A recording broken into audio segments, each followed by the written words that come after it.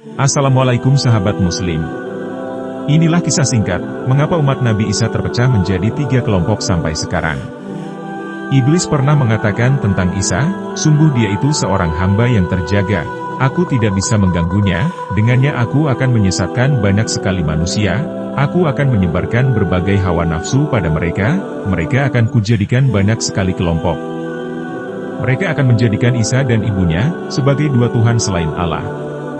Sebab iblis tidak bisa mengganggu Nabi Isa, karena ketika hamil ibunda Maryam pernah berdoa kepada Allah. Dan aku mohon perlindungan kepadamu untuknya dan anak cucunya dari gangguan setan yang terkutuk.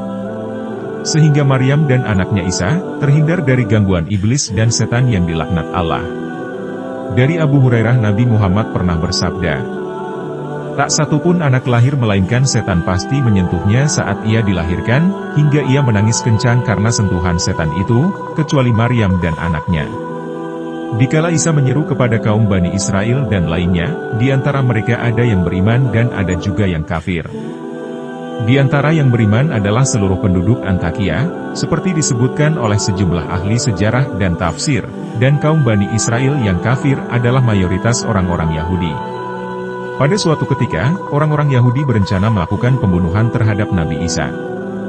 Orang-orang Yahudi tersebut menghasut salah seorang raja kafir pada masa itu, sehingga sang raja memerintahkan anak buahnya agar menangkap Nabi Isa, menyalibnya lalu mengikat kepalanya dengan duri.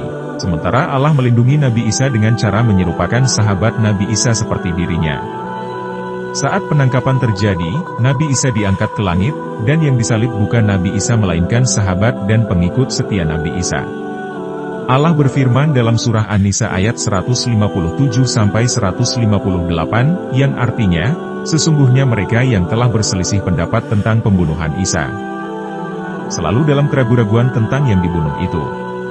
Mereka benar-benar tidak tahu siapa sebenarnya yang dibunuh itu, melainkan mengikuti persangkaan belaka, jadi mereka tidak yakin telah membunuhnya, tetapi Allah telah mengangkat Isa ke hadiratnya. Allah Maha Perkasa Maha Bijaksana. Setelah peristiwa penyaliban tersebut, sebagian di antara pengikut setia Nabi Isa kafir terhadap Nabi Isa sebanyak 12 kali, setelah sebelumnya beriman kepadanya. Dan mereka terpecah menjadi 3 kelompok. Hasan al-Basri dan Muhammad bin Ishaq menuturkan.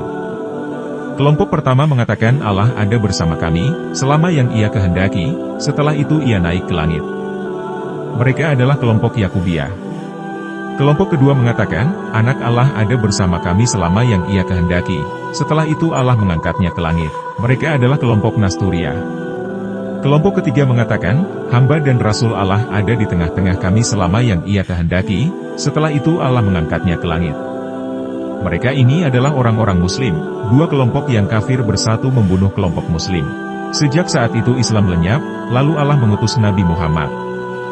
Dalam surah An-Nisa Allah berfirman, tidak ada seorang pun di antara ahli kitab yang tidak beriman kepadanya, Isa, menjelang kematiannya, dan pada hari kiamat dia, Isa, akan menjadi saksi mereka. An-Nisa ayat 159.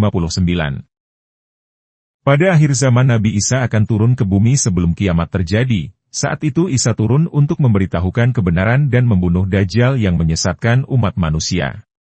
Maha benar Allah dengan segala firman-Nya. Semoga Allah selalu menuntun kita ke jalan yang benar. Akhir kata, wassalamualaikum warahmatullahi wabarakatuh.